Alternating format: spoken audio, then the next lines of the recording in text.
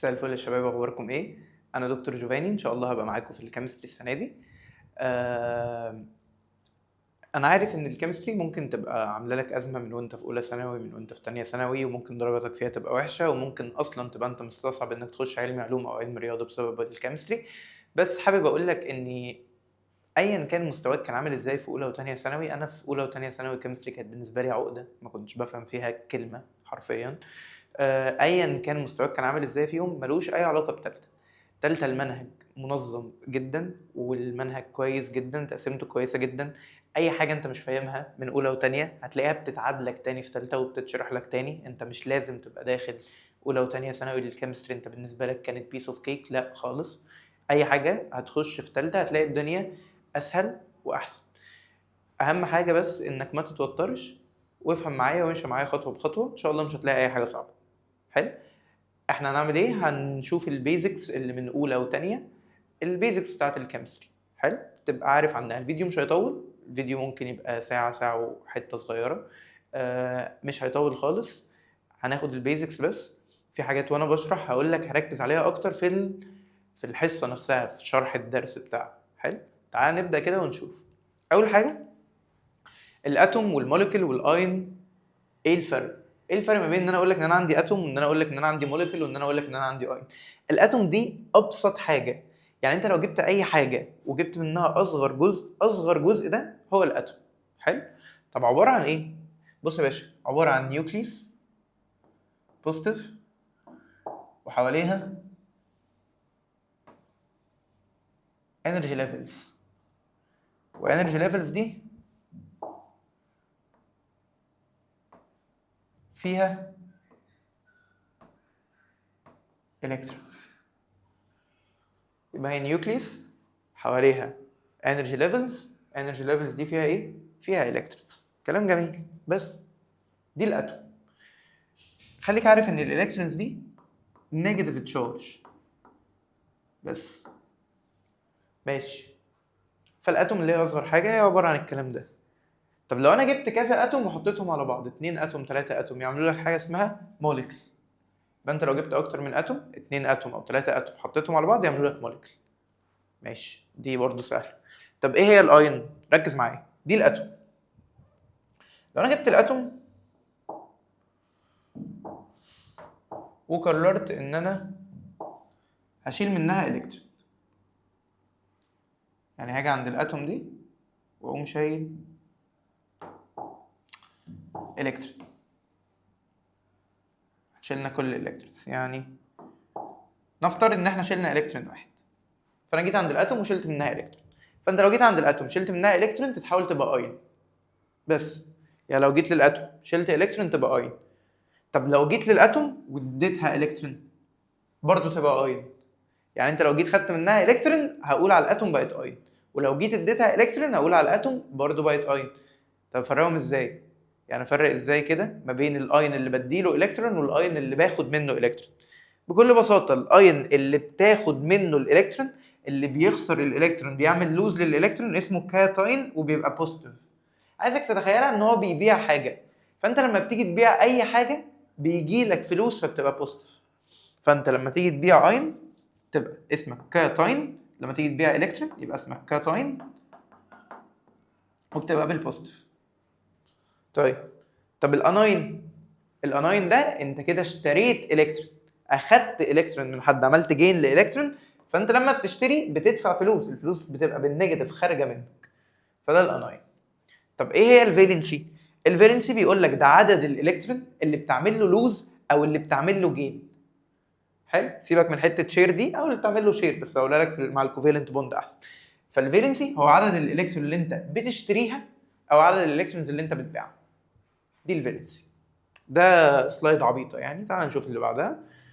بص بقى يا باشا، الميتالز والنون ميتالز والنوبل جاز. خليني اعمل لك التلاته دول على وايت بورد. حلو، بقصه كده خفيفه وظريفه تفهمها وتلاقي الدنيا جميله. تعال نقسم الوايت بورد دي لميتالز ونون ميتالز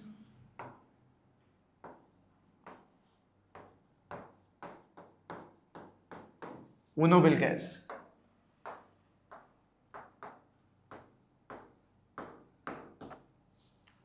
تعال ناخد اكزامبل على الميتال. مثلا الصوديوم اللي عنده 11 الكترون. اكزامبل على النون ميتال مثلا الفلورين اللي عنده 9 الكترون. اكزامبل على النوبل جاز النين اللي عنده 10 الكترون. حلو. بص بقى، اركن الكيمستري على جنب خالص، وانت هتلاقي ان ده بيحصل كتير جدا واحنا بنشرح، ان احنا بنركن الكيمستري وبنتكلم في حاجه ليها علاقه بينا كده انا وانت، وبعد ما نفهمها هتلاقي الحته اتفهمت. تعالى يا باشا نقول ان الميتال ده واحد عايش في بوركينا فاسو.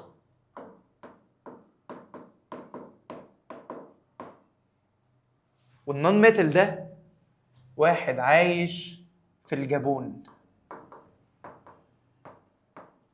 والنوبل جاز ده واحد عايش في سويسرا. سويسرا تقريبا من اغنى البلاد في العالم يعني.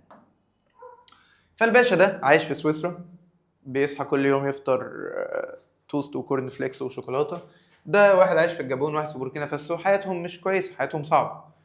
فانت لو جيت للي عايش في الجابون واللي عايش في بوركينا فاسو قلت له باشا ايه رايك لو خليتك تبقى زيك زي ده، لو خليتكم انتوا الاثنين، يا اللي عايش في الجابون ويا اللي عايش في بوركينا، تروحوا تعيشوا في سويسرا وتعيشوا نفس عيشته، ايه رايكم؟ يقول لك عينينا، تحفه، يلا بينا.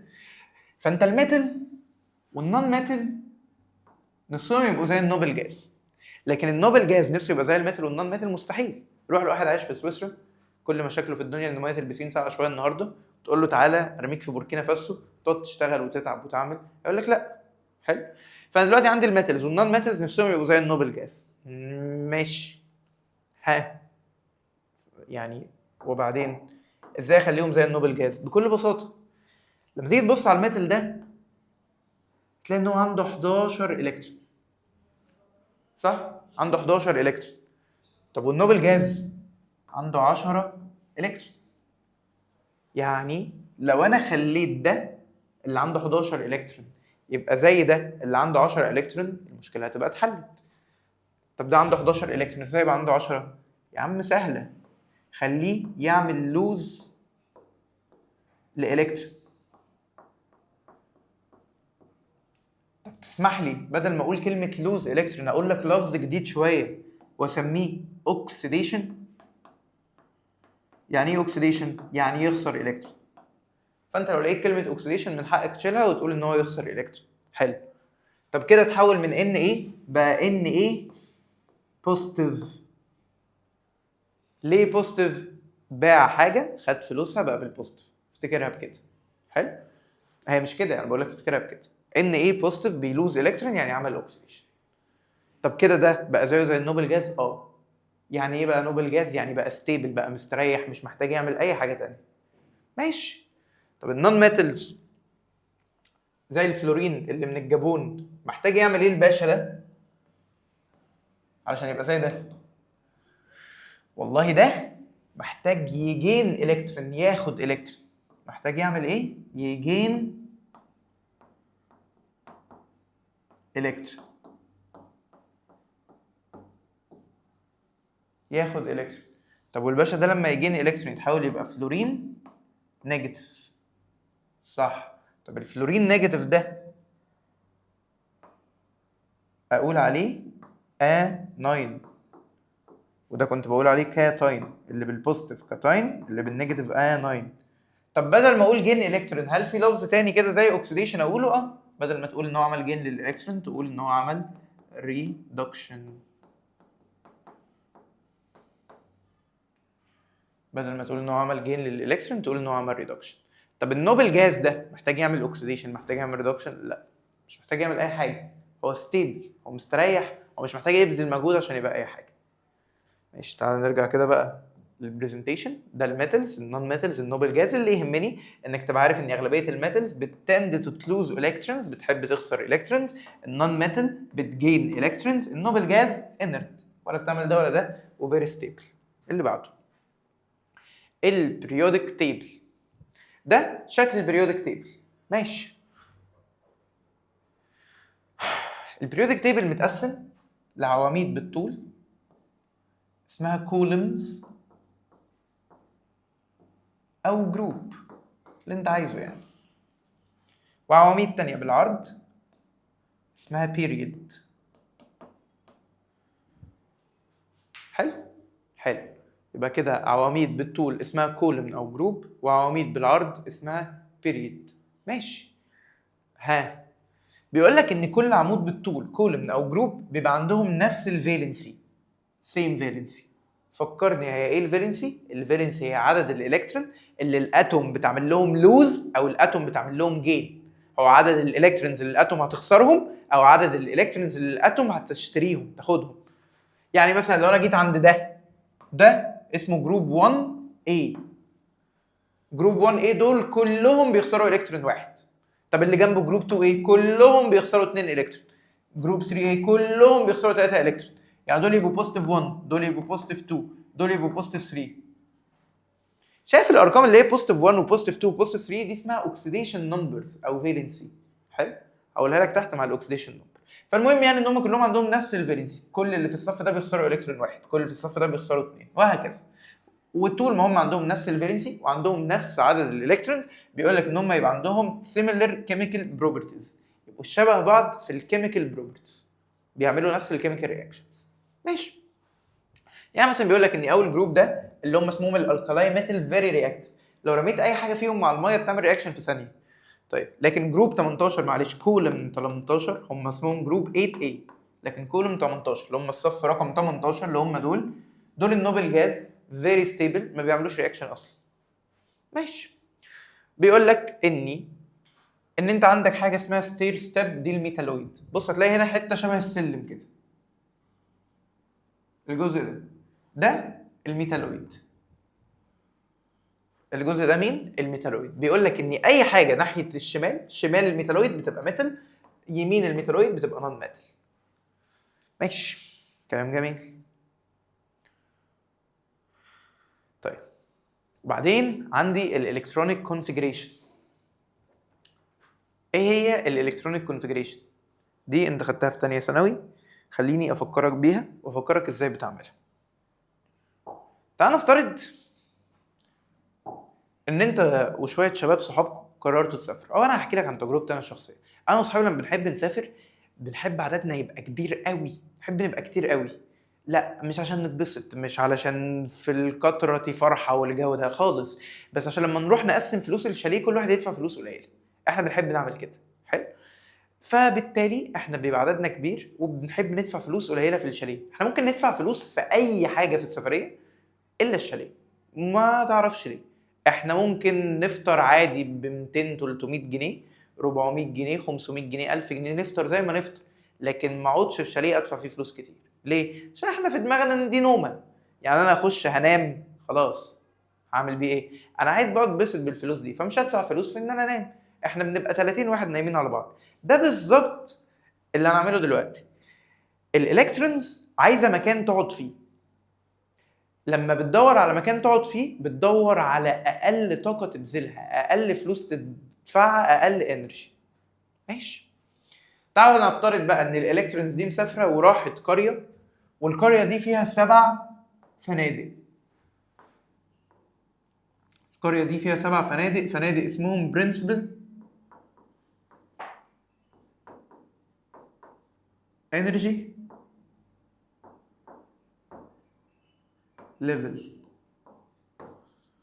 برنسبل انرجي ليفل. طب هم ايه ال7 فنادق دول؟ والله اول فندق اسمه كي ال ام ان او بي كيو. دول ال7 فنادق اللي عندي، كي ال ام ان او بي كيو. فهم راحوا لارخص فندق، هم مترتبين عامه من ارخص واحقر فندق لاغلى وانضف واروق فندق. فهم راحوا اوسخ فندق موجود اللي هو الكي.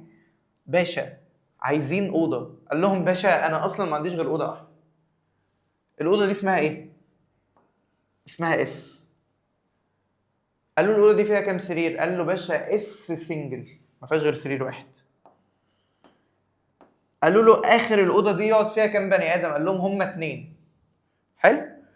قالوا له بس السرير ضيق قوي ما يستحملناش احنا الاثنين. قال لك خلاص نام انت بالمنظر ده وصاحبك ينام بالمنظر ده عكسك الناحيه التانيه وما تخبطوش في بعض. فانا دلوقتي اول فندق اللي هو الكي في اوضه اسمها اس وده السرير. طب معلش فكرني، الاوضه دي اسمها سب ليفل. عايزك تسيستم دماغك، اول ما تلاقي برنسبل انرجي ليفل فكر دايما ان انت دلوقتي في الفندق، واول ما تلاقي سب ليفل انت كده دخلت الاوضه. طب واول ما تلاقي ده اسمه ايه؟ اوربيتال. اول ما تلاقي اوربيتال ده السرير. فل ماشي. طيب جم الكترونز تانية عايزه تقعد، فراحوا للكي قال لهم لا والله انا كومبليت، انا ما عنديش غير اوضه واحده اللي هي الاس واتملت. فممكن تروحوا الفندق اللي جنبي وبرضه يعتبر رخيص شويه اللي هو الفندق ال. راحوا الفندق ال وقالوا له عايزين اوضه، قال لهم عينيا. انا بقى عندي اوبشنز، انا عندي اوضتين، اوضه اسمها اس وشرحتها مش هرسمها تاني، اوضه اسمها بي. والاوضه اللي اسمها بي دي قالوا له فيها كام سرير؟ قال لهم بي تبقى تري حلو ماشي حلو. يبقى البي دي تريبل فيها كام سرير؟ فيها 3 سراير وده منظره 1 2 3. ماشي. تشيل كام شخص؟ والله تشيل 6. لما تيجي تملى لازم تملى كده الاول، ما تسيبش السرير فاضي. بعد ما تملاهم ابدا انك تعمل بيرنج بالمنظر ده. دي قاعده اسمها هانز رول. تمام حلو. والاس كده كده اتملى. طب الام، راحوا بقى الفندق رقم 3 اللي هو الام، قال لهم انا عندي 3 اوض. اس شرحناها، بي شرحناها، دي الدي فيها 5 1 2 3 4 5 5 اوض. تحفه. طب الان فيها 4 اوض. اس وشرحناها، بي وشرحناها، دي وشرحناها، واف الاف فيها 7 اوض.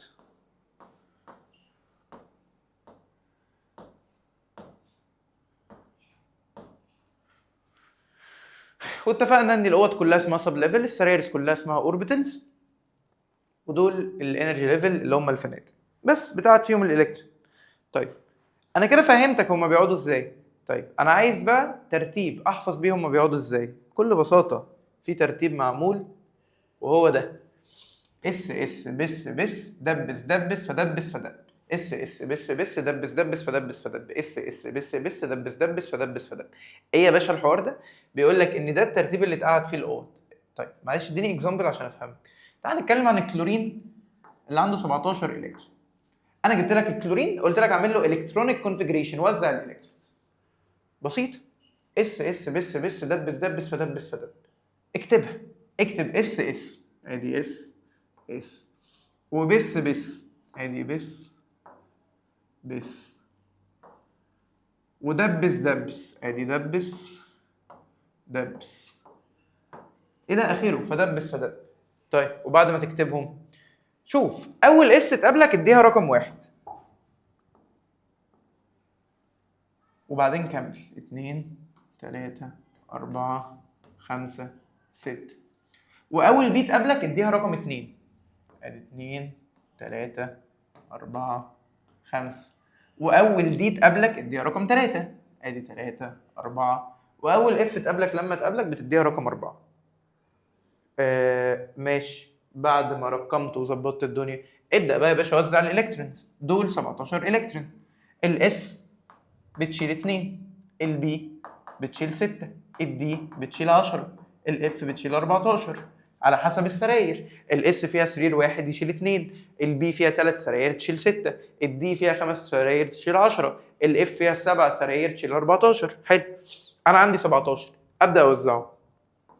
هاجي عند الاس، 1 اس واخد من ال 17 2، وبعدين 2 اس 2، وبعدين 2 بي، البي بتشيل 6. كده انت كتبت اول 10، 2 و2 4 و6 10، باقي لك 7. ادي اس تشيل 2، وادي 3 بي اقوم حاطط فيها 5. بس خلاص كده انت عملت الكترونيك كونفيجريشن. ماشي. طيب مين اللي قال لي حوار الاس اس بس دبس دبس فدبس فدب ده؟ اوف باو. هو اللي قال لك ان الالكترونز بتملى الفندق من اوحش واحقر واقل انرجي واقل سرير لحد ما توصل للهاير انرجي ليفل، اعلى انرجي ليفل. ماشي.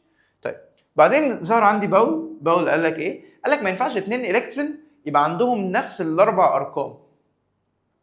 ايه هم الاربع ارقام؟ انا اقول لك. بص، شايف الارقام اللي مكتوبه هنا اللي هي 1 اس 2 اس 2 بي؟ ايه 1 و2 دي معناها ان انا بقول لك لما اقول لك 1 اس 2 دي كاني بقول لك بالظبط ان فندق رقم 1 اوضه اس قاعد فيها 2 الكترون. هنا بقول لك ان فندق رقم 2 اوضه بي قاعد فيها 6 الكترون. حلو. طب معلش، هو ليه ما فيش 1 بي؟ جدع. ليه؟ علشان فندق رقم 1 اللي هو الكي ما فيهوش بي، فما ينفعش اقول 1 بي، عشان كده ببدا ب2 بي. طب ليه ما فيش 2 دي؟ عشان فندق رقم 2 ما فيهوش دي، فعشان كده ببدا ب3 دي، وهكذا. حلو. باولي بقى بيقول لك ان مستحيل 2 الكترون يبقى عندهم قاعدين في نفس الاوضه، في نفس الفندق، في نفس السرير، في نفس الاتجاه. من الاخر مفيش حاجه اسمها كده. في نفس الاوضه، في نفس الفندق، في نفس السرير، مفيش الكلام ده. حلو. طيب وبعدين هاند شرحناها انك الاول املى بالمنظر ده، وبعدين تبدا تعمل بيرنج بالمنظر ده لما تبقى كل السراير عندك اتملت.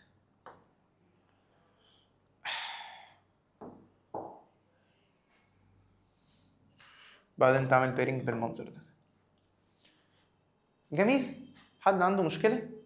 اللي بعده انواع البوند. بيقول لك ان انت عندك نوعين من البوند، اول نوع وهو الايونيك بوند، وتاني نوع وهو الكوفالنت بوند. الايونيك بوند ده بكل بساطه احنا شرحناه، كاني بقول لك بالظبط ان انت عندك اتوم بتخسر الكترون، وعندك اتوم تانية بتاخد الكترون. في اتوم عايزه تخسر الكترون واتوم عايزه تاخد الكترون، يقوموا عاملين لك بوند. اسمها ايه البوند دي؟ اسمها ايونيك بوند. اول اتوم اللي هي الميتال بتلوز الكترون، تاني اتوم اللي هي النون ميتال بتجين الكترون، يقوموا عاملين بوند اسمها ايونيك بوند. بس حد بيبيع الكترون، حد بيشتري، عملنا بوند اسمها ايونيك بوند. طب تاني نوع وهو الكوفالنت بوند، ده شيرنج لالكترونز. خليني ابسطه لك بطريقه سهله. انا امنيه حياتي اشتري عربيه سي 180، مرسيدس سي 180 تقريبا عامله 5 مليون.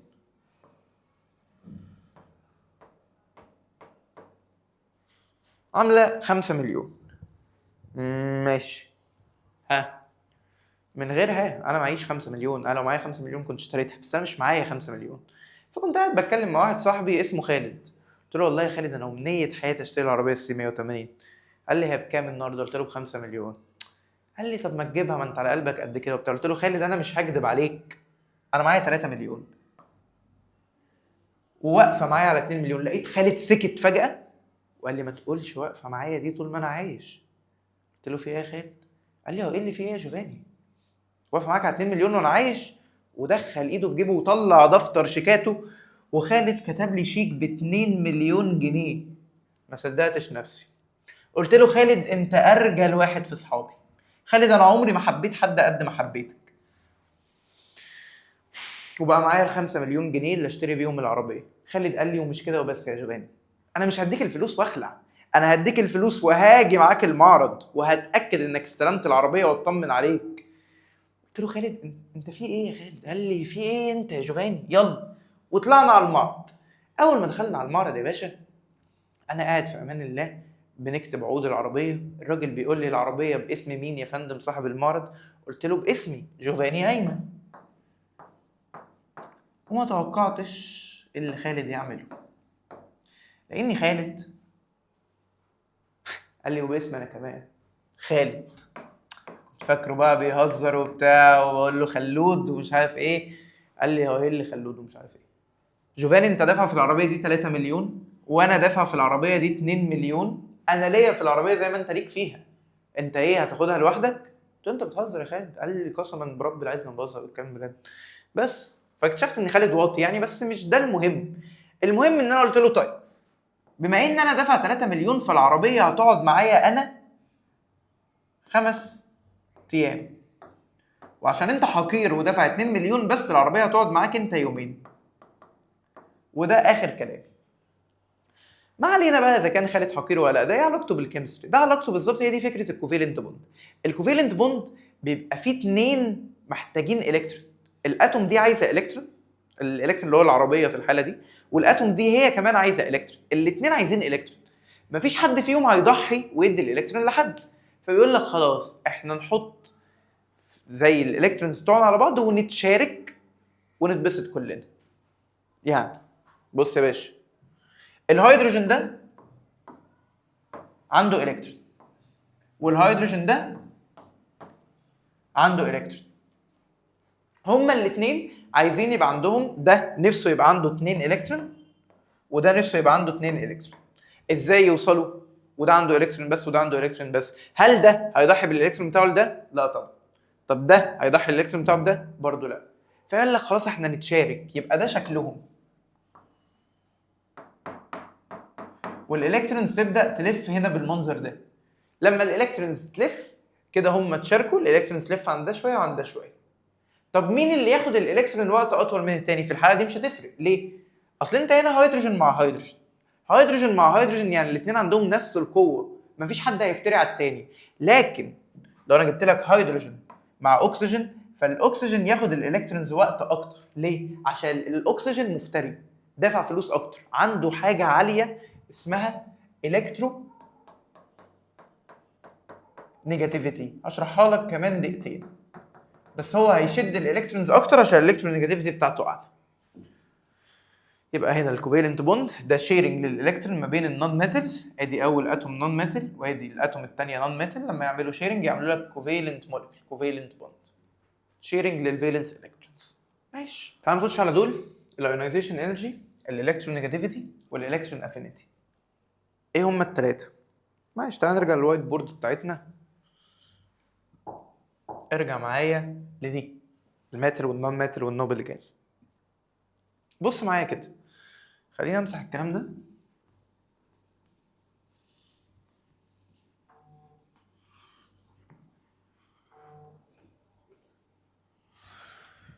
احنا قلنا النون ميتال هو مثلا الفلورين اللي عنده 9 الكترون، والميتال هو الصوديوم اللي عنده 11 الكترون. ماشي ماشي ماشي ماشي ماشي ماشي ماشي. بص يا باشا، دلوقتي الصوديوم اللي عنده 11 الكترون ده احنا قلنا ان هو امنيه حياته يبقى زي النوبل جاز اللي عنده 10 الكترون. يعني هو عقدته كلها في ايه؟ في الكترون.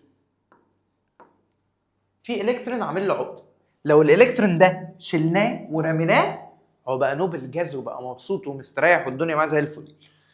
طب والنون ميتال هو عنده 9 الكترون ونفسه يبقى عنده 10، يعني هو عقدته في ايه؟ برضه في الكترون، بس ده نفسه يشتري الكترون. طيب ماشي، تعالى لي هنا، ده عقدته في الكترون صح ولا غلط؟ صح.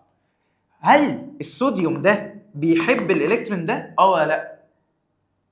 جدع. لا. ليه ما بيحبوش؟ يا باشا بكل بساطه، هو لو الالكترون ده الصوديوم خلص منه هيبقى زي النوبل جاز، ده هيبقى زي الفل كده يا عم، هيروح سويسرا. يعني هو بكل بساطه عايز يخسر الالكترون ده، صح؟ ماشي. تعال بقى نفترض ان الالكترون ده قطه، والصوديوم كده لو سالتك بيحب القطط ولا لا تقول لي ده كده بيكره القطط، ده هو هيموت ويخلص منها، هيموت ويخلص منه، صح؟ طول ما هو بيكره القطط يبقى لما يجي يباع، لو هو عنده قطه وهيباعها دلوقتي، يباع بسعر غالي ولا رخيص؟ والله انا عندي حاجه ومش طايقها وعايز اخلص منها، فاكيد هبيعها بسعر رخيص عشان انجز، صح؟ يبقى هنا الايونايزيشن بوتنشال قليله. ايه هي الايونايزيشن بوتنشال؟ هي الفلوس اللي بيبيع بيها او الانرجي الريكوايرد علشان يلوز الالكترون، الانرجي اللي بياخدها عشان يخسر الالكترون. الفلوس اللي هيبيع بيها القطه اللي عنده او اللي هيبيع بيها الالكترون اللي عنده قليله جدا. ليه؟ عشان هو مش طايقها وعايز يخلص منها، صح؟ طب لو سالتك على حاجه اسمها، عنده برضو حاجه اسمها الكترون افينيتي. عارف ايه هو الالكترون افينيتي؟ افينيتي معناها حب. الكترون افينيتي هو حبه للالكترون.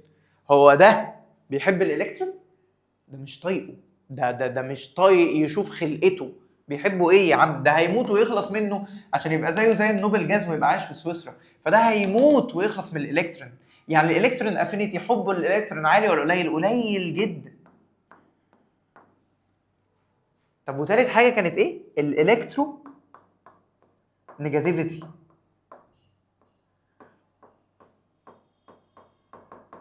الالكترونيجاتيفيتي معناها هو بيشد الالكترون ده بقوه ولا بيشده بضعف؟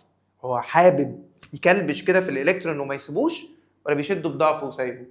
فالالكترونيجاتيفيتي والله في حاجه زي الصوديوم هو مش طايقه، هو مش عايز يشوف خلقته اساسا.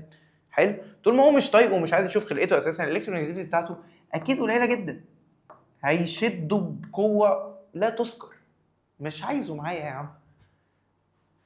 ماشي، يعني انت عايز تفهمني ان الصوديوم الثلاثه قليلين، الايونايزيشن بوتنشال قليله. ايه هي الايونايزيشن بوتنشال؟ هي الفلوس اللي هيبيع بيها الالكترون، هيبيع بفلوس قليله عشان يخلص منه، صح. الالكترون افينيتي قليله جدا، ده مش طايقه. تقول لي بيحبه؟ الالكترون نيجاتيفيتي اللي هو بيشده قد ايه؟ برضه قليله جدا، ده تذكر. تعالى هنا معلش، الفلورين ماله يا باشا؟ تعالى نكتبه بلون تاني. الفلورين ده بيحب الالكترونز ولا لا؟ بيموت فيهم، ده هو عقدته في الكترون. يعني ايه عقدته في الكترون؟ يعني الفلورين ده لو اشترى الكترون، لو عمل جين لالكترون واحد بس، اشترى الكترون وبقى عنده 10 الكترون، يا فرحته، يا ده يعمل فرح كده، خلاص بقى زي النوبل جاز، بقى عايش في سويسرا.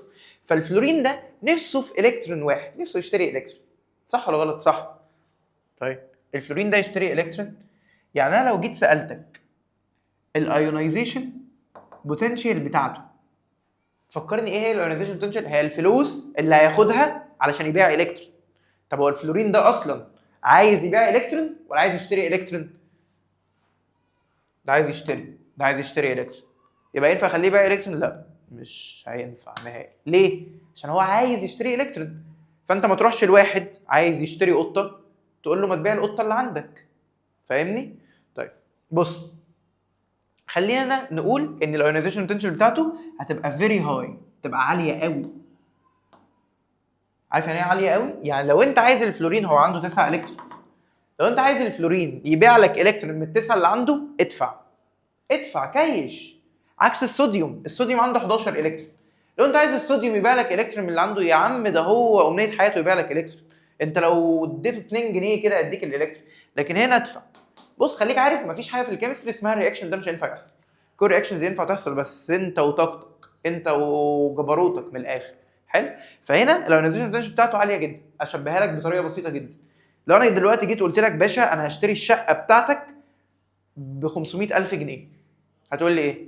هتقول لي لا، الشقه عندنا مش عايزين نبيعها، ولو عايزين نبيعها مش هنبيعها ب 500,000 جنيه. فالشقه مثلا عندك ب 2 مليون، خلاص هشتري الشقه ب 2 مليون. هتقول لي ماشي، هو السعر منطقي 2 مليون، بس انا للاسف مش عايز ابيع الشقه عندنا. فانا كده ما قداميش غير حل واحد، هقول لك طب انا هشتري الشقه اللي عندك ب 150 مليون. تقول لي هبيع ابوها ليه؟ ما انا عارضها عليك ب 150 مليون. فهنا نفس الفكره، الايونايزيشن بوتنشال لازم تبقى عاليه قوي، لازم اعرض عليه رقم مغري يخليه يبيع الالكترون ده. طب هو مش عايز يبيع الالكترونز، مش عايز يبيعهم، يبقى كده حبه للالكترونز عالي ولا قليل؟ اللي هو الالكترون افينيتي عالي جدا، ده بيموت في الالكترونز. طب وبيشد الالكترونز بقوه ولا بضعف؟ بيشدها بقوه جدا، الالكترونيجاتيفيتي بتاعته عاليه جدا. بس ده بكل بساطه الايونايزيشن انرجي هي الطاقه اللي نيدد تو ريموف عشان اشيل الالكترون من الاتوم. الالكترونيجاتيفيتي هي قوه الاتوم علشان تفضل شاده الالكترون ناحيتها. الكترون افينيتي انرجي تشينج وين جيننج ان الكترون، هي الطاقه اللي يعني هاخدها لما اخد الكترون، حبي للالكترون. حلو. higher in non-metals like oxygen and chlorine. ماشي. اوكسيديشن والريدكشن شرحناه يعتبر. الاوكسيديشن هو انك تعمل لوز للالكترون، الريدكشن هو انك تعمل جين للالكترون. بيقول لك always happen together، لازم الاثنين يحصلوا مع بعض. مفيش اوكسيديشن من غير ريدكشن، ومفيش ريدكشن من غير اوكسيديشن. الاثنين بيحصلوا مع بعض، والرياكشن بيبقى اسمه ريدوكس رياكشن، لازم الاثنين يحصلوا مع بعض. طيب الاوكسيديشن نمبر هي ايه؟ هي ارقام الفالنس اللي انا لسه قايلها لك فوق، ان جروب 1A كله مثلا بيبقى بوزيتيف 1، جروب 2A كله بوزيتيف 2، 3A كله بوزيتيف 3، 7A بنيجاتيف 1. دي حاجات بتحفظها. حلو، يعني في حاجات لازم تحفظها والباقيين بتحلهم. حلو. طيب الاكسيديشن نمبر مش هشرحها لك في التاسيسيه. ليه؟ علشان انا مش محتاجها دلوقتي، انا محتاجها قوي قوي قوي في الشابتر 4. شابتر 4 ده اللي هو كمان قد ايه؟ كمان شهرين مثلا من دلوقتي، كمان 3 شهور من شهرين ونص تقريبا من دلوقتي. فليه اشرح لك حاجه لسه هقولها لك كمان شهرين ونص 3؟ طب ما اشرحها لك كمان 3 شهور. فاهم؟ هي بس مهمه ونقولها في وقتها. تعال نخش على البالانسنج الكيميكال ايكويشن. انت داخل ثالثه ثانوي ومش عارف تعمل بالانس، وبكل امانه البالانس اصلا مش صعب. يعني البالانس بس انت محتاج تبقى بتعرف تعد. بس دي المهاره الوحيده اللي انت هتحتاجها عشان تعمل بالانس، انك تبقى بتعرف تعد. يعني لو انا جيت قلت لك ان انا هحط H2SO4 على NaOH، الكلام ده هيطلع Na2SO4 بلس H2O.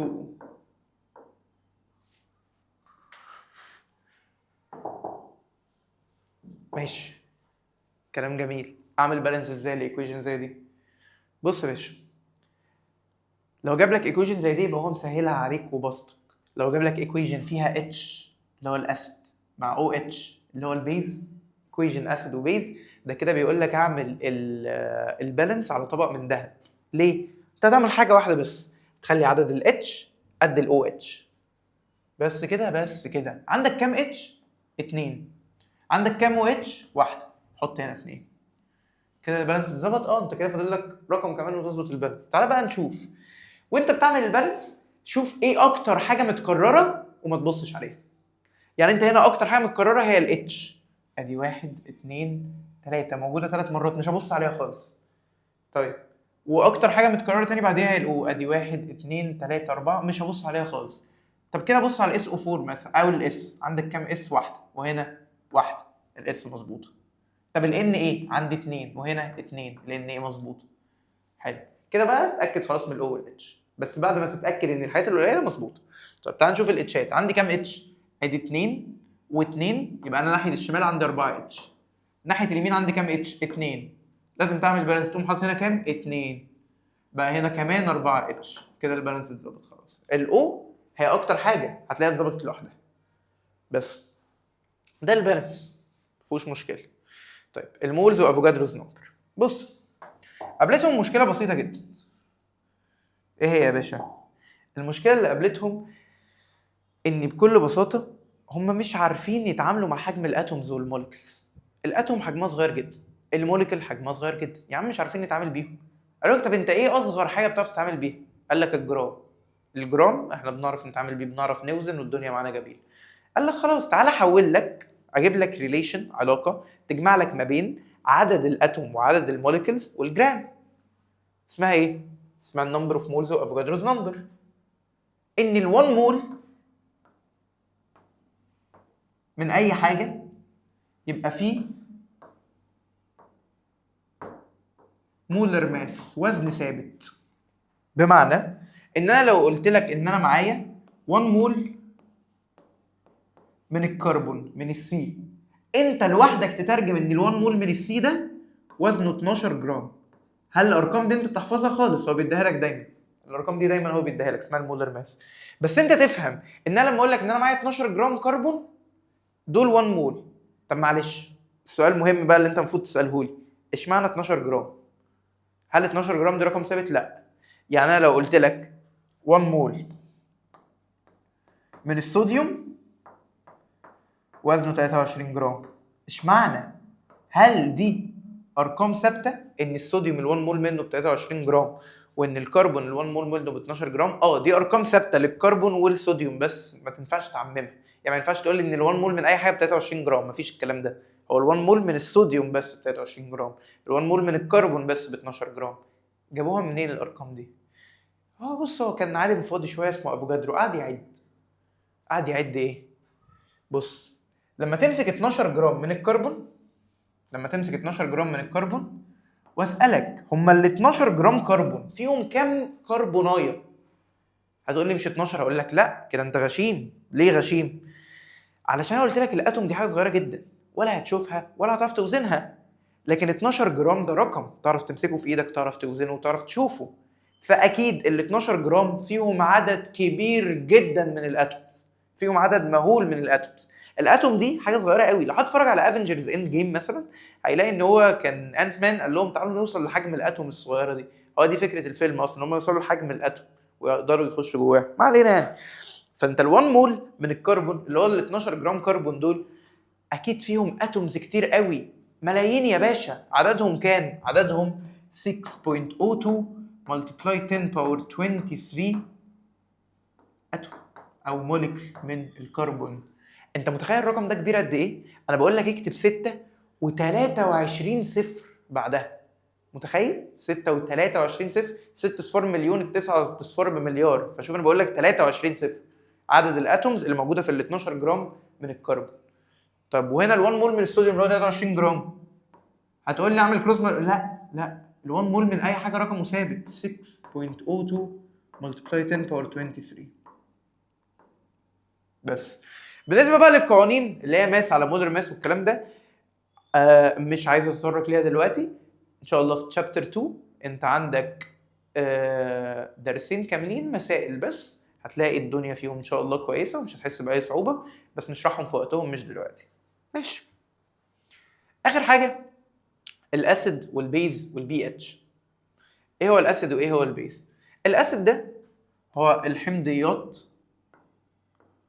والبيز هو قاعديات. ما علينا من اساميهم بالعربي يعني. بس الاسيد ده اشهر حاجه ليه مثلا هو ال H2SO4. خليني اقول لك ان ال H2SO4 ده ميه النار. والبيز ده هو ال NaOH. وخليني اقول لك ان ال NaOH ده بوتاس. ايه هو البوتاس ده؟ لو هتتفرج على فيلم تراب الماس، في فيلم تراب الماس محمد ممدوح آسر ياسين قطعه حتت صغيره كده وحطه في البانيو وجاب بوتاس، وده لقوا على جثه محمد ممدوح. الجثه ساحت حلو، وقام عباها في شنطه سفر ورماها في النيل. هو اتخلص من الجثه كده. ده البوتاس، حاجه خطر جدا زي ما انت شايف، بيساح الجثه. طب وايه ال H2SO4 ده؟ ميه النار. ايه ميه النار دي؟ باشا ميه النار دي لو انت اموره جميله خدودك فلافي مقلبظه وكل حاجه، وانت ماشيه في الشارع في بنت حربوقه كده جت مسكت ازازه لونها زي لون ميه عادي ودلقيتها على وشك ده كله يبقى ملمسه كده صخري، تحسيه صخر. ليه؟ عشان ميه النار دي بتشفط الميه من اي حاجه، واحنا جسمنا 70% ميه، فبالتالي وشك 70% ميه. فلما ادلوا عليه ميه نار الميه دي تتشال، يبقى كانك محروقه بالظبط. حاجتين خطر قوي زي ما انت شايف، ميه نار وبوتاس، حاجه بتدوب الجثث وحاجه بتموت. طب تعال نحط الاتنين على بعض ونشوف ايه اللي هيطلع. عارف لما تحط اي اسيد على اي بيز، حاجتين خطر قوي زي ما انت شايف، يطلعوا لك ايه؟ سولت، ووتر. بس حاجتين هبل قوي، ملح بياكلك وشويه ميه تشربها بس. فانت اي اسيد على بيز بيطلع لك سولت ووتر. خليك عارف اللي عايزك تعرفه دلوقتي، ان الاسيد ده حاجه فيها اتش، البيز ده حاجه فيها او اتش، وان في حاجه اسمها بي اتش. بي اتش ده جهاز او سكيل، يعني في منه جهاز او سكيل، لكن هو بيقيس كونسنتريشن الاتش بوزيتيف. حلو؟ ماشي. بيقول لك لو انت من 0 ل 6 تبقى اسيدك، معلش هي من 0 ل 7 اسيدك، من 0 ل 7 اسيدك، 7 تبقى نيوترال، ومن 7 ل 14 بيزك. يعني 7.1 ده ايه؟ ده بيز. 6.9 ده ايه؟ اسيدك. بس ده كويك ريكابس عن الحاجات المهمه اللي انا عايزك تبقى عارفها قبل ما تبدا معايا الحصص. الحاجات اللي انا هحتاجها من السنين اللي فاتت، انت اكيد السنين اللي فاتت ما درستش 10 سلايدز بس، انت خدت مناهج.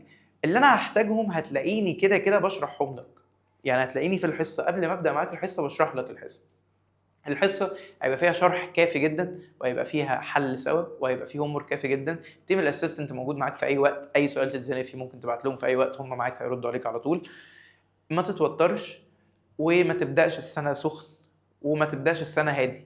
خليك عادي، يعني ما تقعدش تقول انا النهارده اخلص 3 دروس وهسبق المدرسين مش عارف اعمل ايه. لا، شوف الريتم اللي احنا ماشيين بيه، الريتم اللي كل المدرسين ماشيين بيه، وامشي بيه. وفي نفس الوقت ما تريحش، ما تقولش انا مش هبدا دلوقتي عشان طاقتي ما تخلص، فهبدا على شهر 12 او شهر 1 بحيث ان طاقتي تبقى فريش. هتيجي على شهر 12 او واحد تلاقي الدنيا متعكه معاك والدروس اتراكمت والدنيا صعبه. ابدا دلوقتي بس في الخفيف منه. بس هي ثانويه عامه حاجتين، ما تراكمش اول حاجه وما تتوترش. عملت الاتنين دول اوعدك اوعدك اوعدك هتجيب اعلى درجه موجوده. حلو، فكك من الدفعات وكل واحد يطلع يقول لك الامتحان صعب وبتاع. الامتحانات صعبه بس ده طبيعي، طبيعي ان الامتحان يبقى صعب. المهم ان احنا نوصل للليفل اللي يخلينا نتعامل مع الامتحان وهو صعب، وان شاء الله هنوصل. ربنا معاكم وذاكروا كويس.